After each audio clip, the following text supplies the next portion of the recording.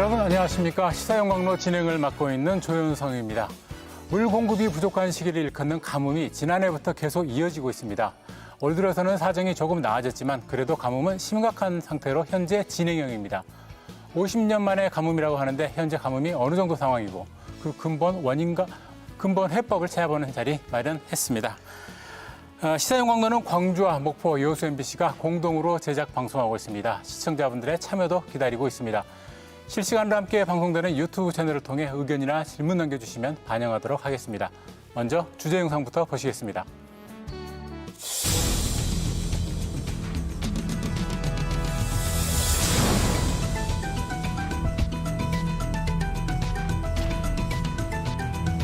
동북댐의 저수율은 작년 이맘때의 절반에 불과한 18.76%. 현재 완도는 극심한 가뭄으로 넙도는 1일급수 6일 단수, 소환도는 2일급수 5일 단수를 계속하고 있습니다.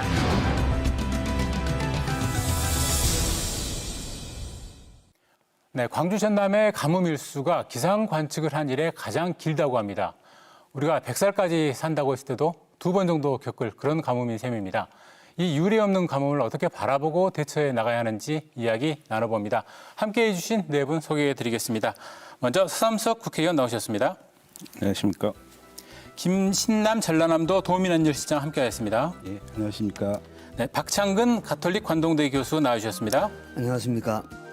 김준하 광주과학기술원 교수 나오셨습니다. 안녕하십니까.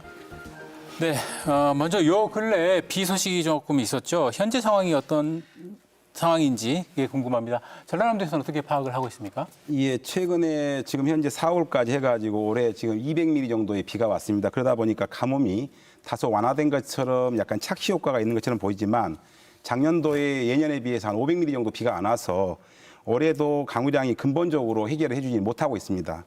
특히 이제 이와 관련해서 우리 지금 현재 생활공업용수 관련된 그 주암댐이나 그다음에 평림댐 이쪽 댐에 지금 저수율이 23.6%에 불과합니다. 평년도에 55%의 수준이 안 되고 있거든요.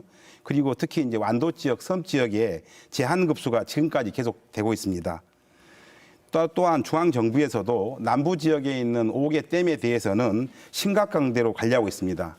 따라서 현재 상태에서 볼 때 내륙 지방의 제한 급수까지는 가지 않더라도 상당히 심각한 단계에서의 가뭄이 지속되고 있다라고 말씀을 드릴 수 있겠습니다. 네, 서삼수 의원께서는 국회 기후위기 특별위원장 함께 맡고 계시네요. 네. 국회에서는 어떻게 이쪽 지역 국회의원들이시겠죠? 이쪽 상황 어떻게 지금 보고 계시는지요? 3월 달에 출범한 국회 기후위기 특별위원회에서 지금 이와 관련된 문제를 보고드릴 만한 그런 네. 수준의 내용은 없고요. 네. 20년 전에 미국의 그 인구행동연구소라는 그 민간 기구가 대한민국을 물 부족 국가라고 이렇게 명명을 했었어요. 네. 1인당 연간 가용 수자원량이 153개국 중에서 무려 129위라고 이렇게 판단을 했는데 그럼에도 불구하고 예측 가능한 이런 그 식수 내지는 농업용수, 공업용수 부족에 대해서 어쨌든 지금 현재 처해 있는 그 위기 극복을 충분히 대응할 수 있었음에도 불구하고 누가 뭐래도 이거는 인재라는 측면에서 중앙정부 네. 또 지방정부 저같이 정치하는 사람들한테 모든 책임이 있다. 네. 저는 그렇게 생각을 하고 방금 실장님께서 말씀해 주셨던 것처럼 광주 시민과 전남 도민들이 그 먹고 마시는 식수를 공급하는 저수지 저수량이 20%대, 30%대 이하라는 것은 이 수치만 갖고도 지금 상황이 얼마나 심각하다는 것을 여실히 보여주고 있는데 네. 그럼에도 불구하고 소비자들이나 물을 생산해내야 할 그런 이치에 있는 사람들의 그 인식은 아직 요원한 것 같다라는 것이 저는 더 큰 문제라고 생각합니다. 네, 좋습니다. 조금 이따 계속 이야기 나누시기로 하고요. 일단 두 교수님들께서는 지금 상황에 대해서는 어떻게 바라보고 계시는지. 네, 환경부에서는 가뭄을 약한 가뭄, 보통 가뭄, 심각 가뭄, 극한 가뭄으로 지금 나누고 있습니다. 우리가 보통 약한 가뭄이라 하면은 강수량이 6개월 강수량이 예년의 평균 65% 정도가 오면은 이제 약한 가뭄이 됩니다. 이제 가뭄이 시작된다는 얘기죠. 그런데 수자원공사의 자료를 따르면은 지금 한 66% 정도 수준이거든요. 근데 지금 현재 환경부가 분류한 가뭄 기준에 따르면 지금 이제 가뭄이 시작되는 시점입니다. 아, 이제. 이제 네. 환경부 자료에 따르면은 그런데 지금 현재 실제적으로 지금 먹는 물, 다음에 공업용수, 다음에 농업용수 지금 그 물론 작지만은 지금 충분히 하고 있는 거거든요. 물론 그 과정에서 광주시나 전남도 공무원들의 헌신적인 노력은 그게 없었으면 조금 위험했을 수도 있습니다만은 일단은 지금 광주시도 보면 제한급수도 이제 벗어났죠. 8월 말까지. 그러니까 이렇게 본다 그러면은 뭔가가 가뭄이 지금 이제 시작 단계인데 마치 극한 가뭄이 온 것처럼 이렇게 지금 행동을 하게 되면은 그 다음에는 잘못된 정책이 바로 나올 수 있다는 거죠. 아, 네, 그래서 알겠습니다. 이런 부분에 대해서는 우리가 그 주의를 해야 된다고 봅니다. 우리가 조금 뭐 표현이 좀 거칩니다만 약간 호들갑을 좀 떨고 있다. 뭐 이렇게도 그렇습니다. 볼 수 있는 겁니까? 네. 그렇게? 네. 김 교수님 이야기는 어떻게? 네, 이 가뭄은 예측됐었던 거였고요. 그리고 뭐 50년 만의 가뭄, 20년 만의 가뭄 다 맞는 이야기고 중요한 것은 정부와 이 지역에 있는 지자체장 그리고 이제 서삼석 의원님 같은 정치인들은 무엇을 하고 있었느냐. 네. 오늘 이제 그런 이야기를 좀 해보도록 네. 하겠습니다. 네, 알겠습니다.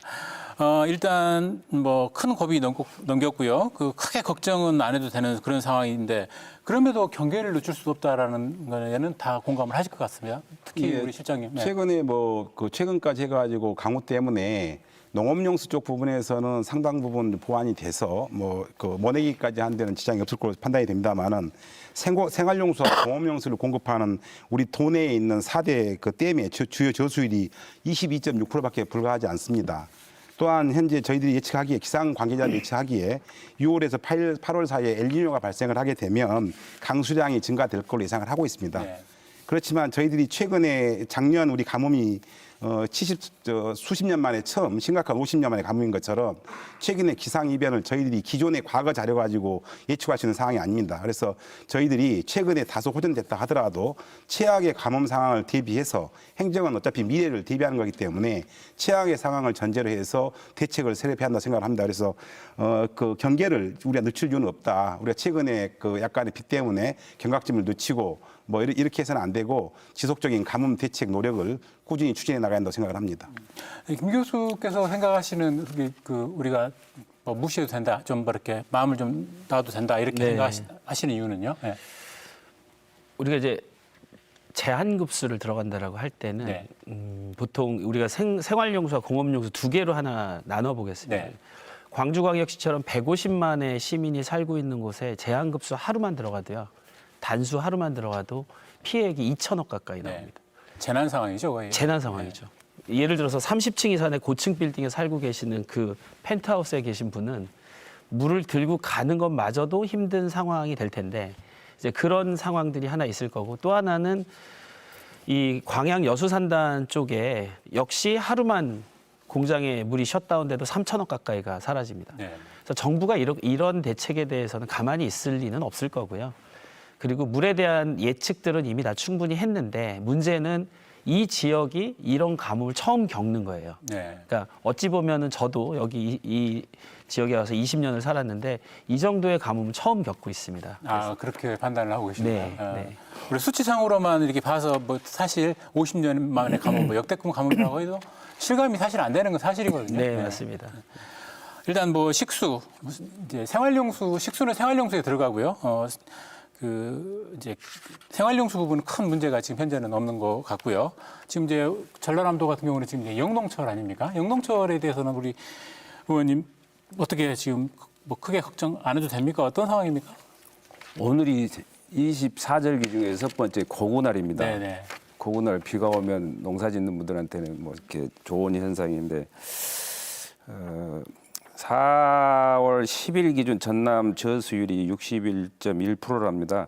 평년 대비 85% 정도고 특히 저희 지역구인 신안 같은 경우는 그 저수량이 평년 대비 73%에 불과하니까 모내기에는 뭐 그렇게 그 염려가 되는 수준은 아니지만 그걸 떠나서 좀 현행 그 보험이랄지 그 관계 법을 보면은 뭐를 일단 이양을 해야 그 피해 보상과 관련된 그 객관적인 그 기준이 되는데 저는 그 국회 차원에서 이런 그 모순점을 해소하기 위해서 뭐를 이양하지 않고 그냥 모판에서 물이 없어가지고 이양하지 못한 그런 그 재배 면적에 대해서도 정부가 배 보상을 할 수 있게끔 농업체계 대책법을 제가 지금 성안 중입니다. 네, 곧 네. 발의할 예정입니다. 그런 일이 벌어져서는 안 되겠지만 최악의 경우를 대비해서 국회 차원에서 이런 법도 성안하고 있다는 것을 농민들께 이 자리를 네, 그래서 말씀드리고 말씀드리겠습니다. 싶군요. 네, 네, 알겠습니다. 이제 공업용수는 어떤가요? 지금 실장님이 지금 예, 공업용수 공급에는 아무 지장이 없습니다. 기존에 과거에도 이제 공업용수 관련해 가지고 우리가 무강우, 그러니까 아예 가뭄이 극심해지니까 비가 아예 한 방울도 오지 않을 걸 대비해서 무강우 시에까지 대비해 가지고 공업용수 대책을 좀 고민을 한 적이 있습니다. 그래서 중앙부처 환경부나 산자부와 같이 다 논의해서 전라남도 논의해서 공업용수 관련해 가지고 만약 필요 시에는 자체적으로 공장 가동을 좀 조정을 하고요. 공장 기간을 가동 기간을 좀 조정을 하고 그다음에 이제 해수 담수화 시설도 좀 하고 네. 그다음에 이제 선진강에서 비상시 대비해 가지고 취수하는 문제들 그다음에 각종 댐에서 공업용수를 공급해주는 문제 특히 이제 중앙정부 차원에서 공단에 있어가지고 용수 부족으로 인해 가지고 공장이 셧다운되는 것에 대해서는 극히 그 부분은 방지하자는 굳은 의지가 있기 때문에 네. 공업용수 부분에 대해서 나름대로 문제 없이 잘 대응해 왔다고 생각을 합니다. 얼마 전에 뭐 예방적으로 가동 중단한 사례들이 그 기사에 좀 나왔던가요? 어떻습니까? 가동 중단은 아니고요. 표현이 아니에요? 예, 네. 가동 중단이 아니고 가동을 하는데 네. 원래 공장들이 그 수리 기간이 있습니다. 그러니까 예를 들어서 공장이 이제 1년 내내 가동하다 보면 특정 기간에 공장을 수리를 해야 됩니다. 네. 그런데 그 기간을 상반기 좀 땡겨서 수리 기간을 땡겨가지고 함으로 인해 가지고 상반기에 공업용수를 전략하자 그런 차원입니다. 조금이라도 덜 쓰자는 그렇습니다. 차원에서. 지금 가무니까 하반기에 돼 있거나 그 후과에 있는 그 수리 기간을 상반기 앞으로 땡겨가지고 미리 하면 그 기간 때문에 공장 가동이 좀 약간 좀 가동률이 떨어지니까 그때 용수 공급이 좀 전략한다 뭐 그런 취지였습니다. 그래서 가동이 정지되는 없습니다. 네, 좋습니다. 물의 어떤 현재 지금 물 부족 상황에 대해서 이야기 나눠봤고요. 이제부터는 뭐 그 이유에 대해서 이야기를 해볼까요? 아니면 공업용수와 공업용수에 대해서 공업용수와 덧붙이고 생활용수에 대한 부분을 네, 저는 이번 가뭄을 통해서 국가적인 대책을 잘 만들었다라고 생각을 합니다. 네네. 어떤 이유에서냐면 우리가 생공용수라는 이런 말을 써요. 생활용수 먼저, 공업용수 나중이거든요. 네네. 근데 꼭 이렇게 국가적 가뭄이 오고 재난 상황이 닥쳐올 것 같으면 네. 공업용수 먼저 채우고 나서 남는 물로 생활용수를 줍니다. 이게 환경부의 어떤 원치 않은 방향이면서도 그럴 수밖에 없는. 왜냐하면 하루 피해액이 엄청나게 크기 때문에 공업용수가 셧다운이 되는 순간 피해액이 너무 크기 때문에 공업용수를 먼저 채웁니다. 그런데 이번 대책, 이 가뭄을 통해서 국가물관리위원회나 환경부 그리고 저는 이 광주광역시장님이나 전라남 도지사님의 대책들이 시의적절하게 잘 맞았어요. 네. 뭐냐면 여수나 광양산단 쪽은 바다가 가깝기 때문에 물을 공업용수의 이 수원을 바다에서 가져오자 이렇게 제안이 된 거고요. 네. 그리고 광주 같은 경우나 대구 같은 경우는 아예 이 도시 안에 식수원이 없습니다. 이번 기회에 식수원을 만들자. 이게 어찌 보면 이번 가뭄 대책의 핵심이지 않을까 이런 생각이 네, 듭니다. 소득이라고 하면은 거둘 거라면 그 정도겠네요. 네. 지금 그 환경부 정책을 보면은 국가 정책에 보면은 제일 먼저 줄이는 게 가뭄이 들면은 농업용수입니다. 네. 그 다음에 공업용수고 끝까지 생활용수는 버텨줍니다. 네. 인간 이건 사람의 생명과 직결되기 때문에 그렇게 가는 거 있고 지금 광주 제한급수 문제로 얘기하자면은 1992년도로 기억되는데 그때 광주가 제한급수를 해가지고 상당히 고통을 받았을 겁니다. 네, 맞습니다. 네. 그 뒤에 광주가 엄청난 인프라를 마련해서 50년 만에 온 가뭄이라도 지금 견디잖아요. 네. 그런데 거기서 하나 실패했는 게 영산강을 버린 겁니다. 네. 지금 영산강은 지금 오늘 제가 오면서 자료를 보니까 BOD 기준으로 6급수예요. 6급수는 환경부에서 먹는 물로 사용 못하게 되어 있습니다. 그러니까 지금 이제 광주시가 물이 부족하니까 덕흥보 위에서 지금 하루에 3만 톤, 곧 5만 톤까지 공사를 한다 그러는데 이게 바로 된 정책이거든요. 다시 해서 광주 시민들 입장에서는 영산강이 앞마당에 영산강에 물이 많이 잘 흐르고 있는데 저항급수를 한다 그러니까 이해가 안 되는 거죠. 그러니까 그 광주 시민들이 드시는 물은 전부 섬진강에 있는 섬리강물을 가져오거든요. 네.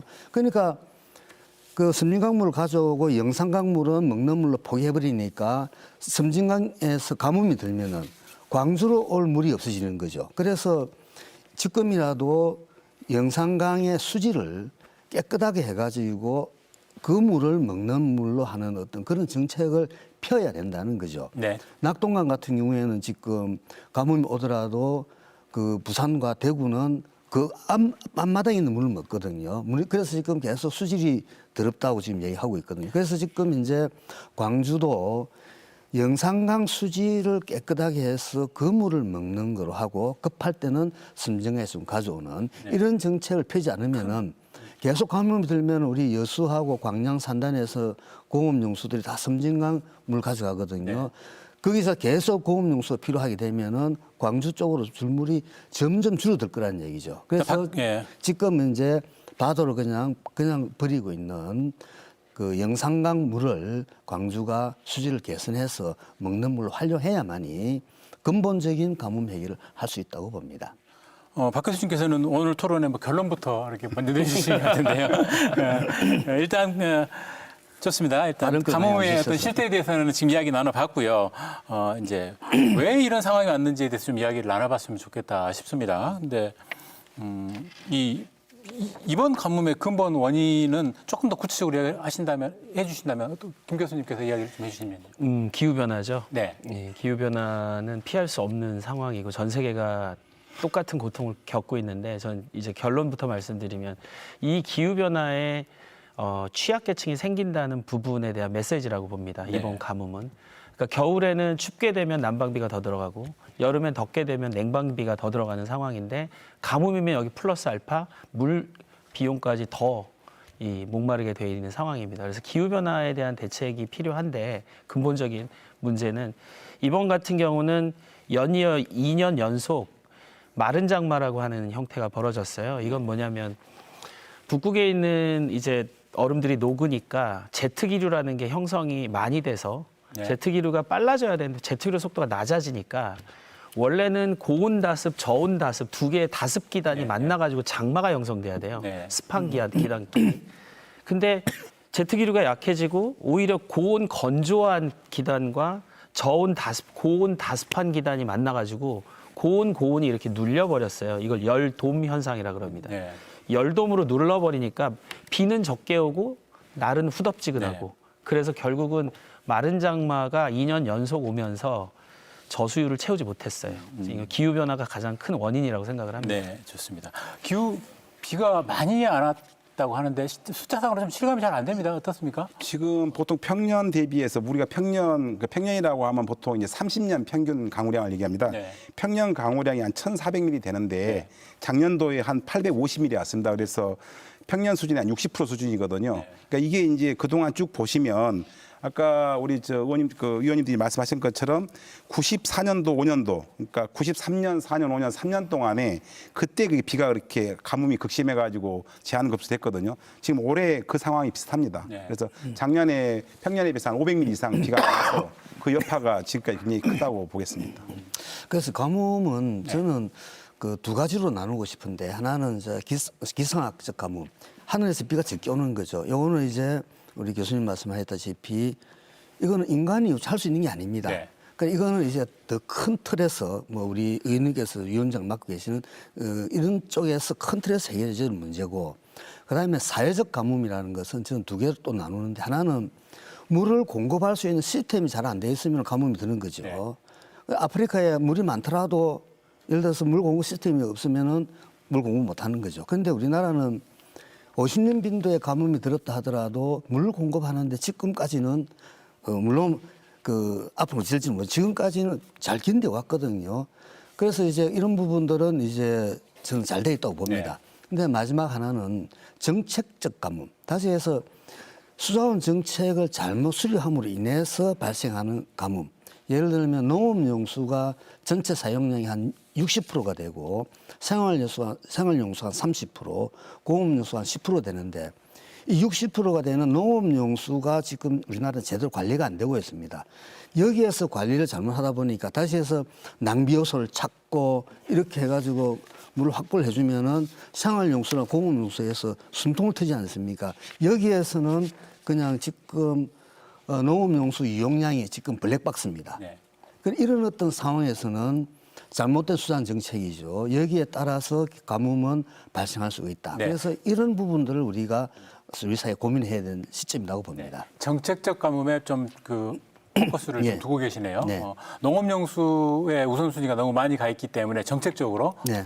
그게 이제 밖으로 노출이 되든지 그렇지 않든지 간에 그 이야기를 해주신 건데 예, 제가 들은 말씀은 교수님이 이제 말씀한 것 중에서 이제 기상학적이나 정책 가뭄 말씀하시는데 특히 그 사회적 가뭄 중에서도 이제 공급 시스템에 대해서는 나중에도 말씀을 드리겠지만 현재 예를 들어 댐간 또 수계간에 있어가지고 공급 그 시스템이 그 제대로 완벽하다고 하기는 어렵습니다. 예를 들어서 이번에 보시면 우리가 예를 들어서 우리 도내에 있는 댐이 있는데 예를 들어 저 장흥댐, 장흥댐의 경우에는 그래도 좀 유량이 좀 있거든요. 그런데 좀 더 나은 편인데 나머지 지금 주암댐이나 다른 댐이 약하단 말이죠. 그래서 우리 지역 내에서의 댐 간의 어떤 수준 차이, 그러니까 유량의 차이 문제, 그다음에 우리나라에 지금 4대든 5대든 수계가 있습니다. 한강계, 뭐 낙동강계에 있었는데 이 수계 간에 이제 예를 들어서 앞전에 지금 현재 우리가 여기는 남해안은 남부지방은 극심한 가뭄이지만 저희 수도권에는 물난리가 나서 심각했지 않습니까? 저 동북권하고. 그래서 그때 이제 그러면 그 많은 물들을 어떻게 우리가 정리할 것이냐 이런 부분에 있어서는 방금 말씀한 정책적 가뭄 못지않게 이 공급적인 사이드 측면에서의 어떤 문제점들도 우리가 장기적으로 검토를 해야 된다. 저는 그렇게 생각을 하고 있습니다. 그 부분에 대해서는 저는 반대 의견을 가지고 있는데 낙동강에 보면은 안동댐하고 이마댐이 있습니다. 요 연결수로를 뚫어놨거든요. 네. 그런데 한 1,000억, 한 900억 정도 들여서 공사를 했는데 한 10년 전에 준공이 되었습니다만 10년 동안 2번인가 3번밖에 활용 안 했습니다. 네.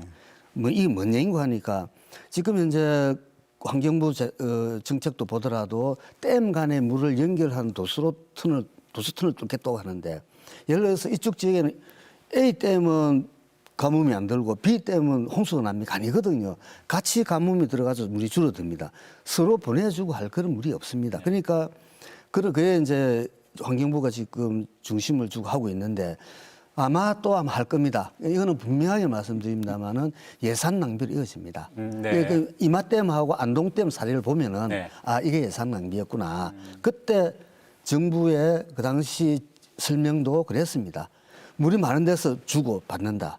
그런데 이게 가뭄이 들면 같이 들기 때문에 그런 것은 적절하지 못한 근데 정책입니다. 이제 물 순환이라는 측면에서 봤을 때는 이제 우리가 스마트 워터 그리드라고 하는 네. 그리드 시스템 확보가 서로 연결시켜 놓는 거죠. 연결시키는 거죠. 뭐랑 똑같냐면 지금 재생에너지와 화석 연료 발전, 재생에너지와 원자력 발전을 같이 연결시켜서 에너지 믹스를 만들어내거든요. 이 물도 똑같이 가야 된다라고 생각을 합니다. 그런 면에서 농업용수의 50% 정도가 농업만을 위해서 사용되는 건 아니거든요. 네. 증발산량이 훨씬 더 많고 농업용수는 이 오픈돼 있는 도수로를 통해서 내려오기 때문에 증발되는 양이 상당히 많아요. 근데 이런 것들에 대한 관리를 이번 기회에 환경부와 이 광역 지자체 두 군데에서 스마트 워터 그리드라는 개념을 정착을 시켰습니다. 그래서 네.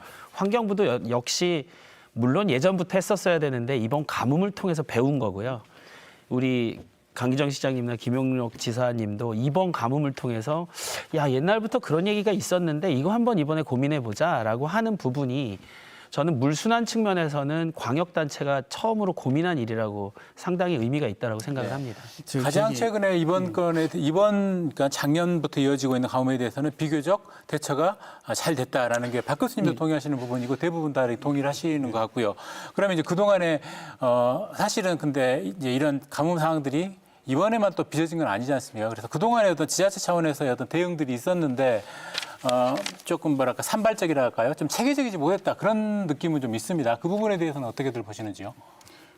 저희 도 입장에서 말씀을 드리면 기존에 저희 도도 이제 방금 말씀하신 것처럼 이 가뭄 관련해 갖고 컨트롤 타워가 정확하지가 않았습니다. 당초에는 이제 먹는 물 쪽은 생활용수 공급은 동부 환경국에서 하고 있고 농업용수는 농정국, 그다음 공업용수는 전략산업국 이런 식으로 돼 있어서 이제 안전실, 도민 안전실이 이제 출범을 했기 때문에 그 전에 출범했기 때문에 그러면 그 가뭄 관련한 컨트롤 타워는 가뭄도 자연 재난이니까 도민 안전실에 총괄을 하되 그러면 그걸 발족을 시키고 이제 총괄 본부장으로 저희 김영록 도지사가 이제 진두지를 하고 계시거든요.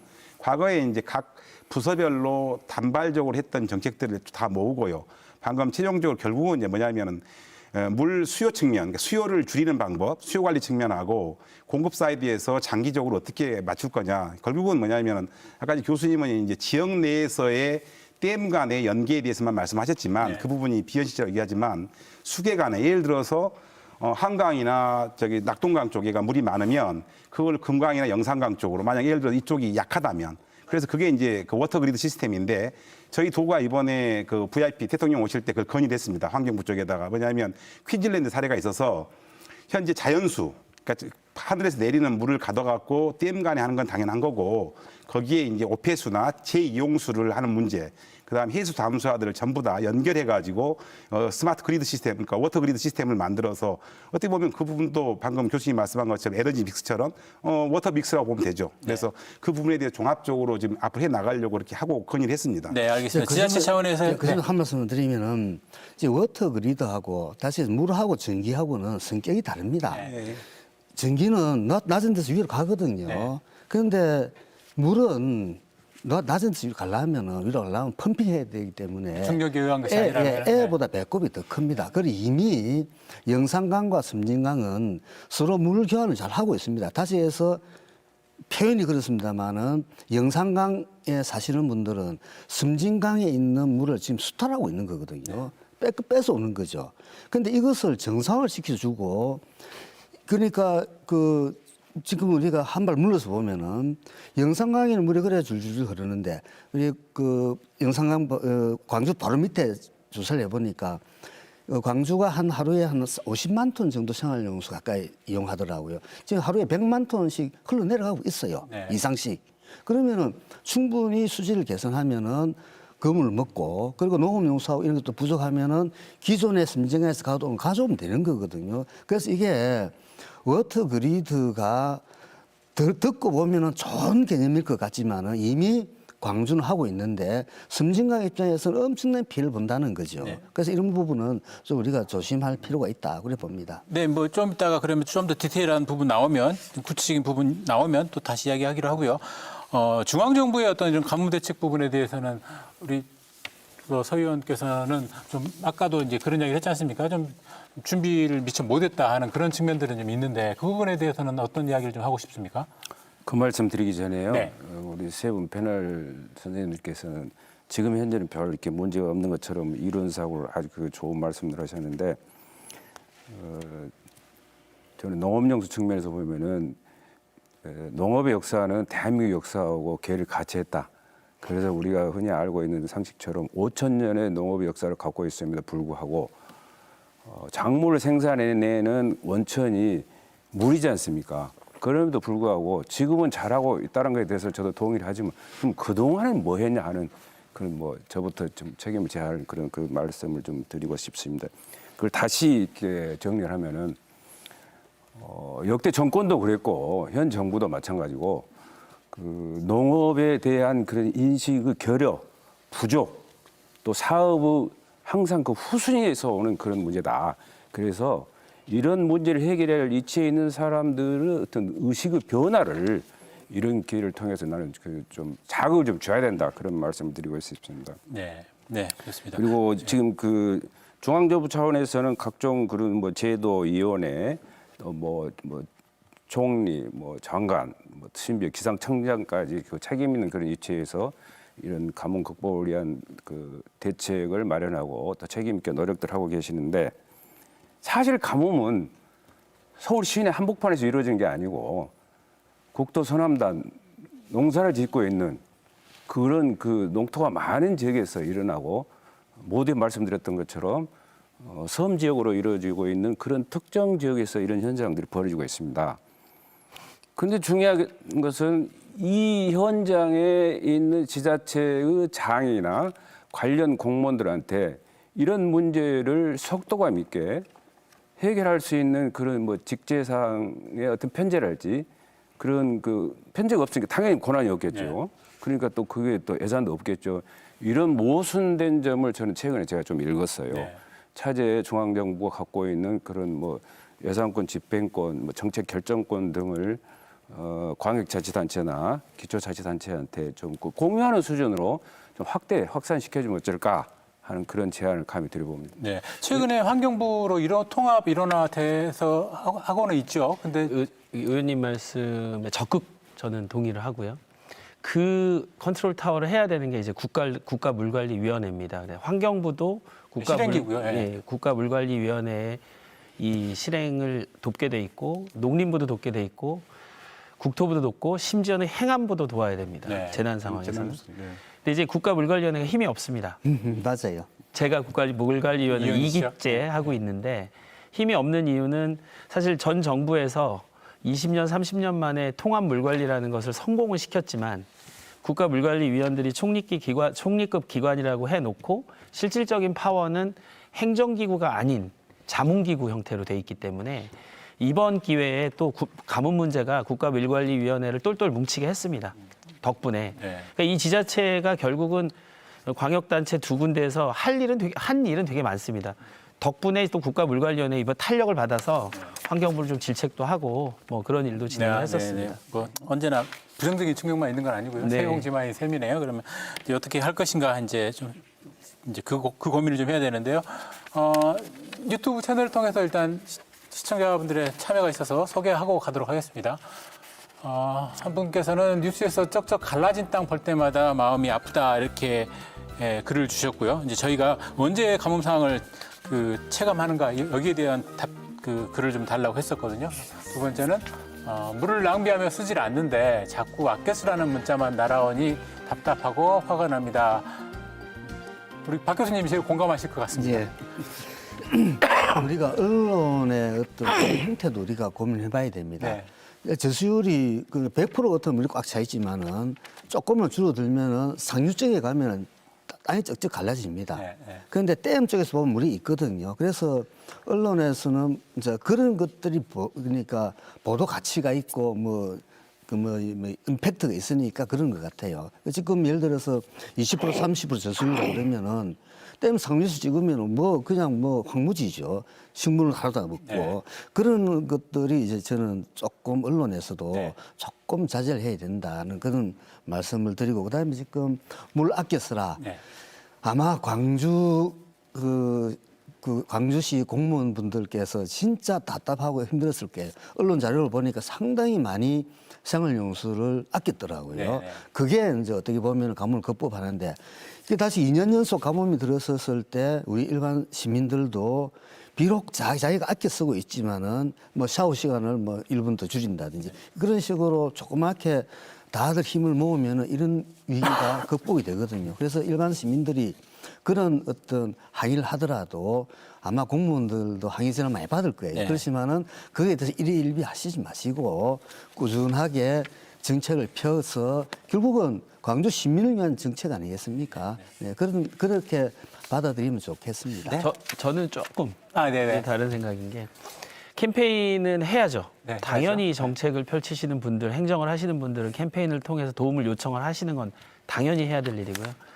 저는 근본적인 문제를 해결하자 네. 저런 캠페인을 하는 것보다는 차라리 물을 만들자라는 네, 위주입니다. 그래서 광주는 식수원이 없기 때문에 강을 통해서 아까 말씀하신 수질 개선을 통해서든 강변 여과수라고 하는 또 좋은 제도도 있으니까 그런 기술들을 통해서 식수원을 좀 확보하고 전남 같은 경우는 해안가에 있는 공업용수를 바닷물에서 확보하는 물을 만드는 정책이 어찌 보면 근본적인 해결입니다. 가뭄에 대한. 네. 그래서 캠페인은 당연히 하시고 근본적으로 물을 만들어 주셨으면 좋겠습니다. 해결책 이야기 이제 조금 이따가 다 하기로 하고요. 조금 다른 이야기입니다만 최근에 조선일보에서 호남이 영산강보를 해체 개방해서 가뭄을 겪고 있다. 이런 기사를 일면에 냈습니다.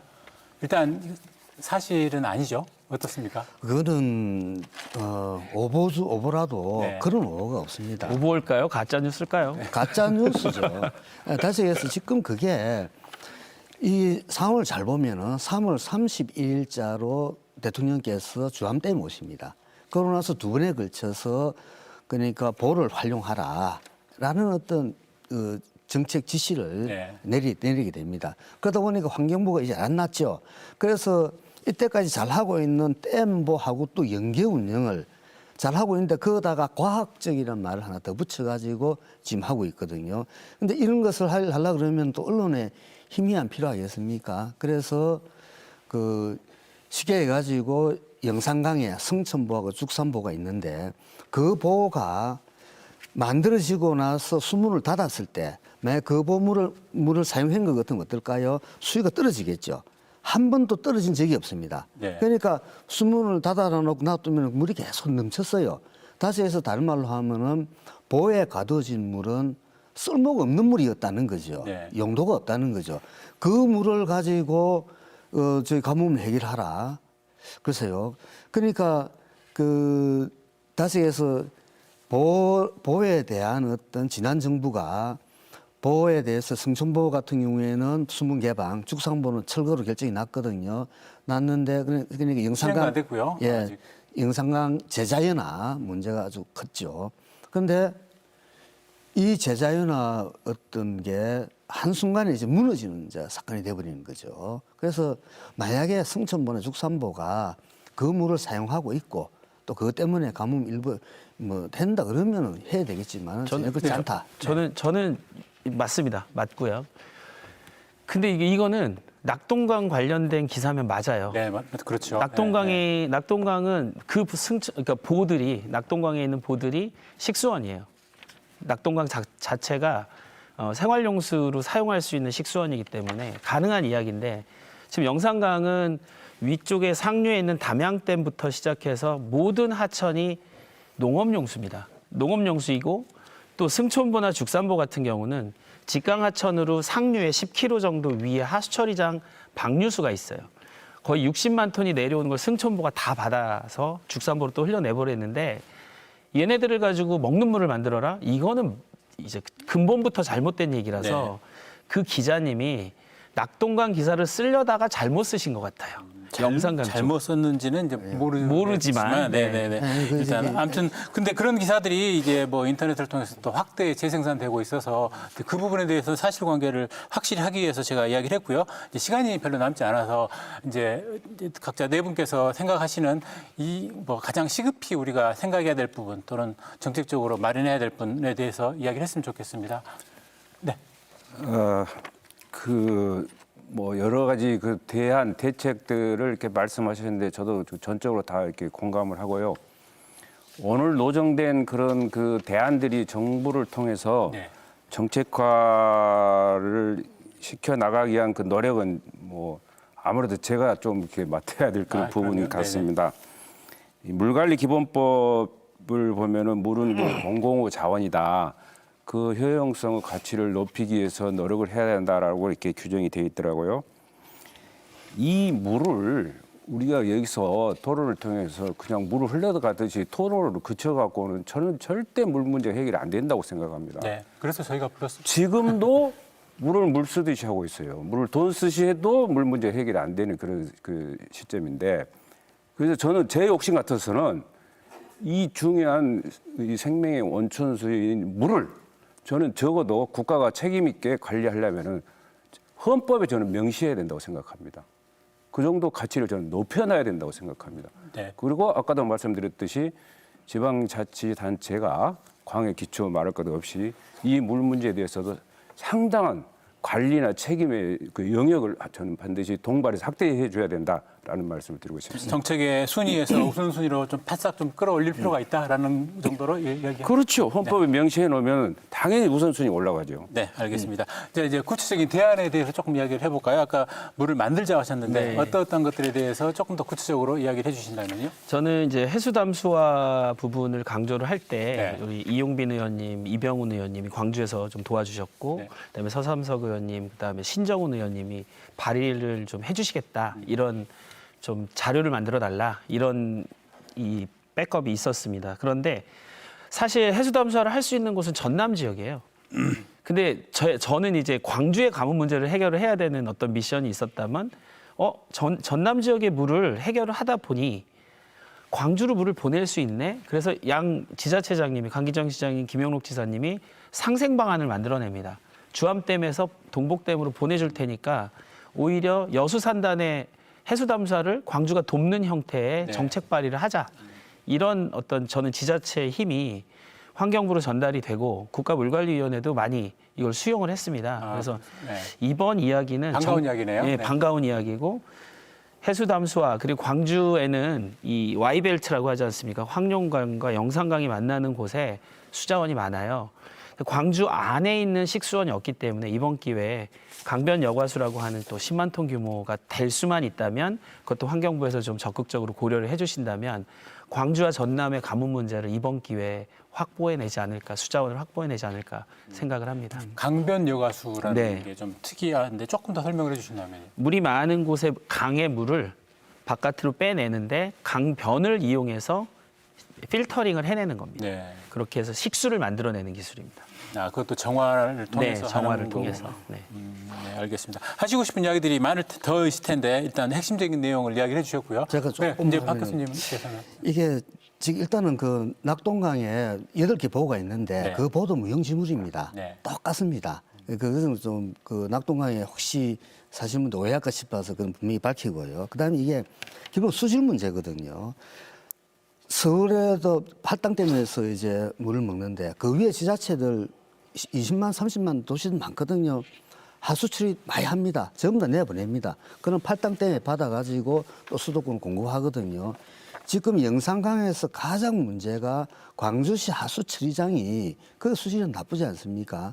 그거를 다시 해서 버려진 영산강이기 때문에 광주시나 중앙정부에서는 신경 안 쓰는 거죠. 그러니까 수질 개선을 하지 않고는 결국은 안 된다.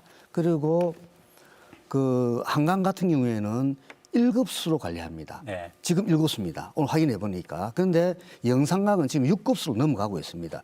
과연 이 영산강을 이런 식으로 버려두 가지고 설령 그 물을 우리가 안 먹더라도 하천 생태계라든지 이런 걸 위해서라도 수질 개선해야 되는 게 전 급선무다. 좋습니다. 박 교수님 그 영산강의 수질 개선, 가뭄의 어떤 가장 어떤 기본이 돼야 될 이야기를 오늘 해주신 걸로 하고요.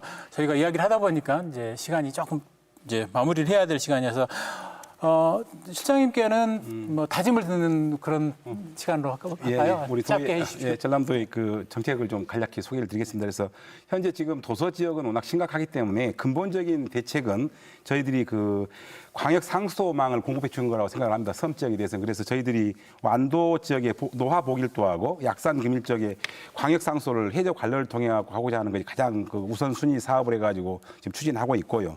공업용수 관련해서는 하수나 그다음에 폐수를 재처리하는 사업들을 꾸준하게 지금 저희들이 국가에다 건의해서 그 사업들을 반영하려고 합니다.